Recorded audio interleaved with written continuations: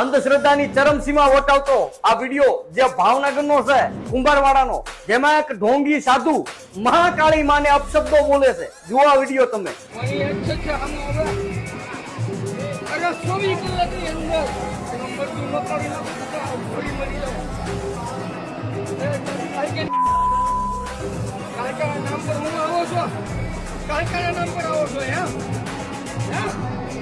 બાપુ ક્ષમા કરો, ક્ષમા કરો, ક્ષમા કરો.